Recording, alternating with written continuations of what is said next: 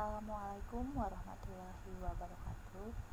Perkenalkan, nama Ibu Mutia, Ibu mahasiswi dari jurusan Pendidikan IPA Fakultas Keguruan dan Ilmu Pendidikan Universitas Lambung Mangkurat. Di dalam video ini Ibu akan membahas mengenai sistem pencernaan manusia, di mana dalam materi ini kita akan membahas 4 topik, yaitu yang pertama ada nutrisi, yang kedua proses pencernaan, ketiga organ-organ pencernaan, dan yang keempat yaitu gangguan pencernaan. Sebelum memasuki materi yang pertama, nutrisi tidak jauh dari makanan. Makanan merupakan sumber energi utama bagi makhluk hidup. Tanpa makanan yang masuk ke dalam tubuh, manusia dapat mati karena tidak punya energi untuk bertahan hidup. Coba saja kalian pikirkan, ketika kalian tidak makan selama sehari atau dalam keadaan puasa, tentu tubuh kalian akan lemas dan tidak berenergi kan? Begitu pentinglah peran makanan tersebut. Oleh karena itu, kita juga harus mengetahui apa saja jenis makanan dan kandungan gizi yang ada di dalamnya. Jadi kita akan membahasnya di dalam materi yang pertama, yaitu dalam nutrisi. Nutrisi yang pertama yaitu ada karbohidrat. Karbohidrat berperan sebagai sumber energi utama di dalam tubuh. Di dalam menu makanan sehari-hari, sekitar 60-80% energi yang diperoleh berasal dari karbohidrat. Karbohidrat terbagi 3, yaitu monosakarida, disakarida, dan polisakarida. Beberapa bahan makanan sebagai sumber karbohidrat diantaranya yaitu ada beras, jagung, gandum, ubi, singkong, kentang, gula pasir, dan gula merah. Nutrisi yang kedua ada protein. Protein memiliki fungsi di mana untuk mesintesis jaringan untuk membangun atau melakukan pertumbuhan dan memperbaiki sel yang rusak. Protein adalah zat makanan yang mengandung unsur karbon, hidrogen, oksigen, dan nitrogen. Bahan-bahan makanan yang banyak mengandung protein ini digolongkan menjadi 2, yaitu protein hewani dan protein nabati. Protein hewani yaitu protein yang berasal dari hewan seperti daging, telur, dan ikan. Adapun protein nabati yaitu protein yang diperoleh dari tumbuhan, contohnya saja kacang-kacangan. Nutrisi yang ketiga ada lemak. Lemak ini terbagi atas 2, yaitu ada lemak hewani dan lemak nabati, sama seperti protein sebelumnya. Lemak nabati ini adalah asam lemak jenuh dan asam lemak tidak jenuh. Lemak nabati ini berasal dari tumbuhan, contohnya minyak kelapa sawit, minyak kelapa, minyak zaitun, minyak jagung, minyak bunga matahari, margarin, dan kacang-kacangan. Sedangkan lemak hewani atau lemak asam lemak jenuh ini contohnya berasal dari susu, keju, daging, ikan, dan kuning telur. Selanjutnya ada nutrisi yang keempat, yaitu ada vitamin, di mana vitamin merupakan senyawa kimia yang terdapat dalam zat makanan dan sangat penting bagi kesehatan tubuh. Vitamin tidak menghasilkan energi.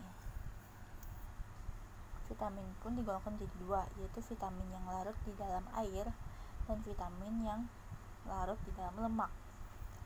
Di dalam air ini meliputi vitamin B dan C, sedangkan yang larut di dalam lemak ini meliputi vitamin A, D, E, dan K. Vitamin ini dapat berasal dari susu, telur, daging, sayuran, dan buah-buahan. Masing-masing vitamin pun memiliki manfaatnya. Vitamin A menjaga kesehatan mata, vitamin B mengatur fungsi tubuh, vitamin C membentuk kolagen, membantu menjaga kesehatan jaringan tubuh, vitamin D menguatkan tulang dan gigi, vitamin E sebagai antioksidan, dan vitamin K membantu pembekuan darah. Selanjutnya ada mineral dan air. Mineral merupakan bahan-bahan anorganik atau tak hidup yang dibutuhkan untuk pembentukan struktur tubuh, Seperti halnya vitamin, mineral hanya dibutuhkan dalam jumlah yang sedikit dan dapat langsung diserap oleh tubuh tanpa harus dibutuhkan dalam jumlah yang sedikit dan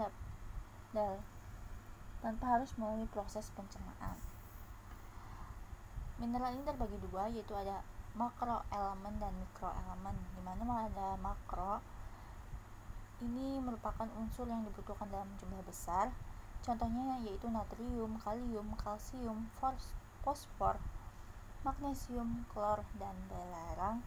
Sedangkan mikroelemen yaitu unsur yang hanya dibutuhkan dalam jumlah sedikit. Ini contohnya zat besi, yodium, tembaga, mangan, kobalt, dan fluor. Selanjutnya ada air, di mana sekitar 60-80% sel tubuh makhluk hidup terdiri atas air. Air pada tubuh dapat hilang ketika bernafas, berkeringat, buang air besar maupun buang air kecil.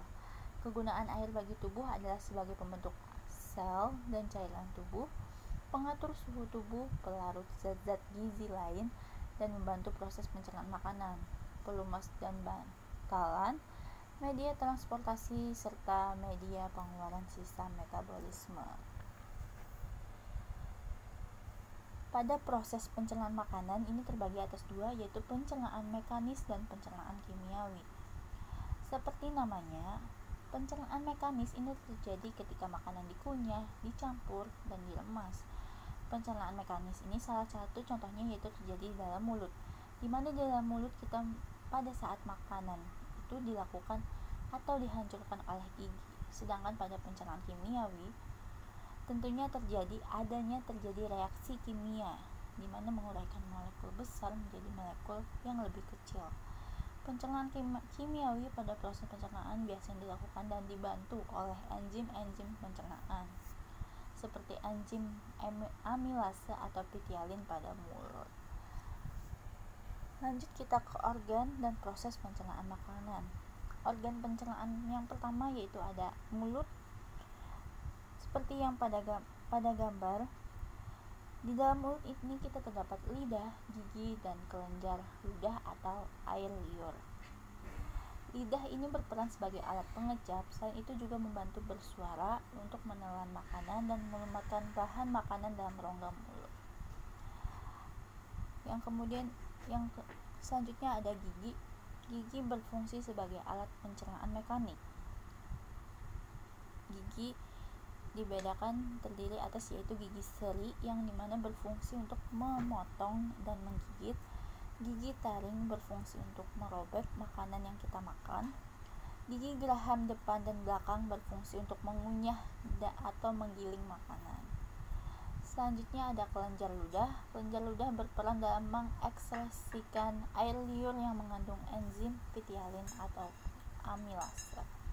Jadi di dalam mulut terjadi pencernaan mekanik oleh gigi dan pencernaan kimiawi oleh enzim pitialin.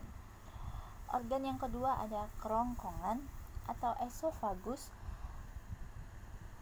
di mana esofagus atau kerongkongan merupakan saluran penghubung mulut dan lambung. Kemudian di dalam kerongkongan juga terjadi gerakan peristaltik. Maksud dari gerakan peristaltik yaitu di mana otot kerongkongan berkontraksi sehingga menimbulkan gerakan meremas yang mendorong bolus ke dalam lambung atau makanannya ke dalam lambung. Lanjut yang ketiga ada organ lambung. Lambung atau ventriculus merupakan organ berbentuk kantong yang terletak pada rongga perut sebelah kiri. Lambung dapat mencerna makanan secara mekanik dan kimiawi. Pencernaan secara mekanik terjadi ketika adanya kontraksi pada dinding lambung.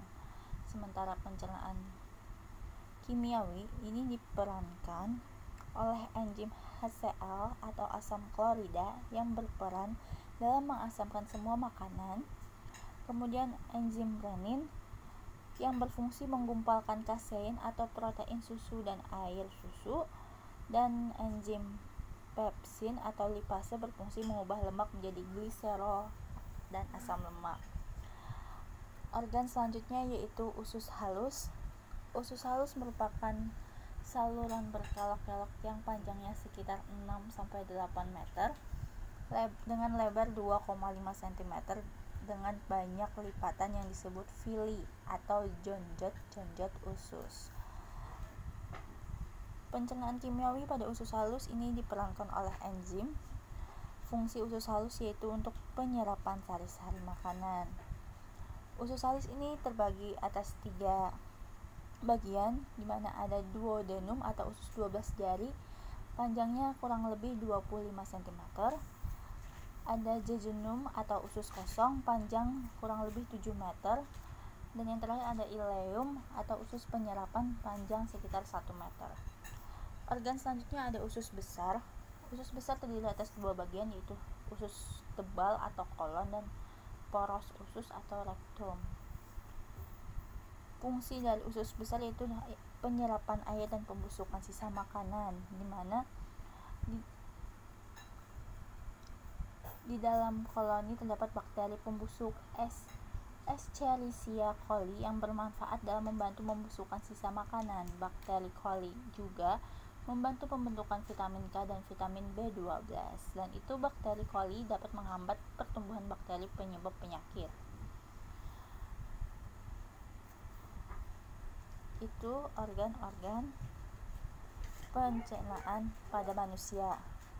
Selain organ-organ tersebut, terdapat organ-organ pencernaan tambahan, yaitu hati, kantung empedu, dan pankreas. Selanjutnya ada gangguan sistem pencernaan. Seperti yang kita lihat pada slide, gangguan sistem pencernaan yaitu ada batu empedu, diare, radang usus buntu, gastritis,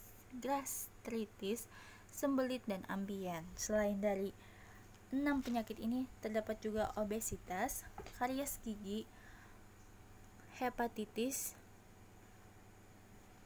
konstipasi, dan gejala kekurangan vitamin, serta gejala kekurangan mineral.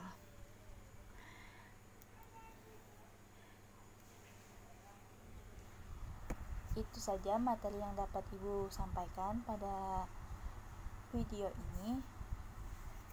Semoga bermanfaat dan tetap semangat dalam belajarnya. Terima kasih. Wassalamualaikum warahmatullahi wabarakatuh.